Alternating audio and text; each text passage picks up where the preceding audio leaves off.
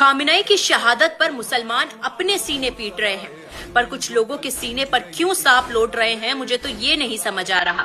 Ayatollah Syed Ali खamenei की शहादत हुई, जो शियों के बड़े लीडर, बड़े आलिम, हम इसकी भी मजम्मत करते। हम जो कुछ भी बेचैनी है आलम अरब में, जो कुछ भी हो रहा है दूसरे इलाकों में, चाहे वो सऊदी अरब हो, दुबई हो, ओमान हो, जॉर्डन हो, कतर हो, दुबई हो, हम उसकी भी मजम्मत करते हैं। हर बेकसूर जो इसकी वजह से मुतासर हो रहा है, परेशान हो रहा है, अपने जानों को गंवा रहा है, हम उन सब के लिए दुआ करते हैं। दोस्तों, अमेरिका अपनी ओछी हरकत पे उतर आया। जी हाँ, ऐसा मैं क्यों बोल रहा हूँ, आज की इस वीडियो में मैं बताने वाला हूँ। आज मैं इस वीडियो के अंदर बात करने वाला हूँ ईरान, अमेरिका और इजराइल की जंग को लेकर। दोस्तों, अमेरिका ने ऐसी हरकत कर डाली जिसको देखकर पूरी दुनिया हैरान है। उसने वो गंदा काम कर डाला जिसको अभी तक किसी देश ने नहीं किया था। इतनी ओछी हरकत कर डाली और इसको देखकर सारे देश गुस्से में है, क्योंकि दोस्तों अमेरिका ने ईरान का एक जंगी जहाज डुबो दिया है। दोस्तों, वही जंगी जहाज जिसका स्वागत भारत के अंदर 24 घंटा पहले किया गया था। अब जब वो वापस लौट रहा था, श्रीलंका की सीमा में अमेरिका की सेना ने उस पर हमला कर उसको डुबो दिया। दोस्तों, उस जहाज पर 9 सैनिक यानी 109 सैनिक सवार थे, जो कि उसी जहाज के साथ डूब गए। लेकिन दोस्तों, कुछ सैनिकों को श्रीलंका की सेना के द्वारा बचा लिया गया है। लेकिन सवाल यही उठता है कि अमेरिका के इस कदम से, इस ऊंची हरकत से क्या थर्ड वर्ल्ड वार की शुरुआत है? आप मुझे कमेंट कर जरूर बताइएगा कि अमेरिका ने इस तरह की हरकत जो की है वो कहां तक उसकी जायज है। अभी तक ऐसी हरकत किसी भी देश ने किसी भी जंग में नहीं की थी। दोस्तों, जब से अमेरिका ने रेड लाइन क्रॉस करने के बाद जिस तरीके से ईरान के सुप्रीम लीडर को शहीद किया, जिस तरीके से उन मासूम बच्चियों को 160 मासूम बच्चियों को स्कूल के अंदर बम गिराने के बाद शहीद किया, जिस तरीके से अमेरिका ने इंटरनेशनल कानूनों को तोड़कर उनकी ऐसी की तैसी करने के बाद ईरान के जंगी जहाज को डुबो दिया, दोस्तों ये अमेरिका अपनी सबसे नीच हरकत पे उतर आया है। और इस बात का सबूत आप उसकी इस तरह की बमबारी से और इस तरीके से ईरान के ऊपर हमला करने पर देख सकते हो। दोस्तों, अब अमेरिका बोल रहा है कि ईरान को चुप बैठना चाहिए, लेकिन दोस्तों ईरान ने बोल दिया है कि तुम हम पर बम गिराओगे, हमारे सुप्रीम लीडर को शहीद करोगे, हमारी नन्ही सी बच्चियों को 160 बच्चियों को शहीद करोगे, तो हम तुम्हारा कहना मानेंगे, इंटरनेशनल कानूनों का पालन करेंगे, हम तुम्हें छोड़ेंगे नहीं, हम तुम्हें ऐसी सजा देंगे कि तुम्हारी 7 पुश्तें ऐसी हरकत करने के लिए सोचेंगी। दोस्तों, मैं आपकी जानकारी के लिए बता दूं कि अभी मैं आपको कुछ ऐसी वीडियो दिखाऊंगा जिसको देखने के बाद आपको इन हमलों की सही से जानकारी मिलेगी और आज आपको पता चल जाएगा कि ईरान को कितना नुकसान हो रहा है और इजराइल और अमेरिका को इस जंग में कितना नुकसान हो चुका है। दोस्तों, ईरान लगातार अरब कंट्रियों पर हमले कर रहा है। ईरान ने कल तुर्की पे भी अपना ड्रोन भेजा था, लेकिन दोस्तों तुर्की ने उस ड्रोन को मार गिराया है। लेकिन दोस्तों, सवाल वही उठता है कि ईरान अब किसी भी देश को नहीं छोड़ने वाला। वो हर किसी देश से अपने सुप्रीम लीडर का मौत का बदला लेगा। दोस्तों, ईरान जिन जिन जगहों पर हमले कर रहा है अरब कंट्रियों में, वो सिर्फ मिलिट्री बेस पे कर रहा है जो कि अमेरिका की है। जिस तरीके से अमेरिका को उस हमले में बहुत ज़्यादा नुकसान हो रहा है। अब मैं आपको कुछ वायरल वीडियो दिखाने वाला हूं, जिसको देखने के बाद आपको इस जंग के बारे में पूरी डिटेल के साथ जानकारी मिलेगी और आपको पता चल जाएगा कि अमेरिका और इजराइल और ईरान के बीच में इस जंग में क्या हो रहा है।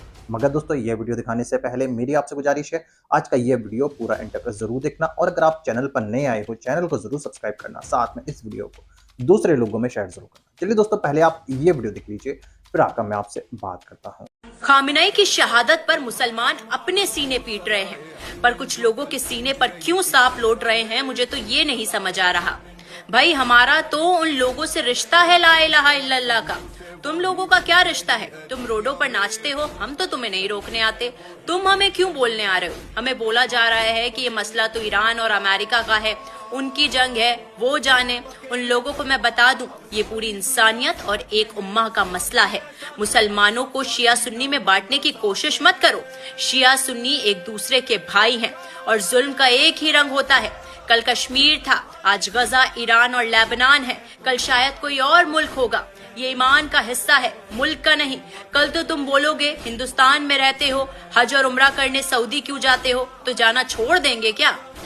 वक्त आने पर हिंदुस्तान के लिए भी जान दे सकते हैं, लेकिन बात अगर दीन की आती है तो मुसलमान बॉर्डर नहीं देखता है। और खामेनाई से मुसलमानों का रिश्ता पूछते हो? वो हमारे मरजाए तकलीद थे, सबसे ऊंचे धार्मिक नेता। जैसे कैथोलिक्स के लिए पोप होते हैं, बुद्धिस्ट के लिए दलाई लामा। खामेनाई हमारी पॉलिटिक्स का नहीं, दीन का हिस्सा थे। हमें ज्ञान मत दो कि हमें क्या करना है क्या नहीं। हम शांति से प्रोटेस्ट करते हैं, किसी के घरों में पत्थर नहीं मारते। फिरौन की तरह घबराओ मत, ये तो बस शुरुआत है। अली की जुल्फकार चमक रही है, इजराइल पर कयामत की रात है। अली के लाल उनकी जुल्फकार के साथ इजराइल आ रहे हैं। खैबर हमारे लिए नहीं, संभलने का तुम्हारा आखिरी मौका था, तुमने वो भी गवा दिया। आयतुल्लाह सैयद अली खमनाई की भी शहादत हुई, जो शियों के बड़े लीडर, बड़े आलिम। हम इसकी भी मजम्मत करते हैं। हम जो कुछ भी बेचैनी है आलम अरब में, जो कुछ भी हो रहा है दूसरे इलाकों में, चाहे वो सऊदी अरब हो, दुबई हो, ओमान हो, जॉर्डन हो, कतर हो, दुबई हो, हम उसकी भी मजम्मत करते हैं। हर बेकसूर जो इसकी वजह से मुतासर हो रहा है, परेशान हो रहा है, अपने जानों को गंवा रहा है, हम उन सब के लिए दुआ करते हैं। हम दुआ करते हैं कि अल्लाह तू यहूद नसारा को शिकस्त दे। अय अल्लाह तो आलम इस्लाम के मुसलमानों की हिफाजत फरमा। अय अल्लाह तो हर मुसलमान की हिफाजत फरमा। अय अल्लाह तो मुसलमानों पर जो तकलीफ और मुसीबतें मुसलसिल आ रही हैं मौला, तो रहम का और करम का मामला फरमा। अय अल्लाह इस पाक महीने में, रमजान में, जो हमारे ऊपर मुसीबतों का पहाड़ टूट पड़ा है मौला, तो इन मुसीबतों के पहाड़ को तो दूर फरमा। हमारी जिंदगियों की हिफाजत फरमा, हमारे बच्चों की हिफाजत फरमा, हमारी आबादियों की हिफाजत फरमा, हमारे बस्तियों की हिफाजत फरमा, हमारी जानों की हिफाजत फरमा। ऐ अल्लाह, हम में तफरीका, इंतशार डालने की जो कोशिश, जो साजिश हो रही है मौला, तो इस साजिश को नाकाम बना दे।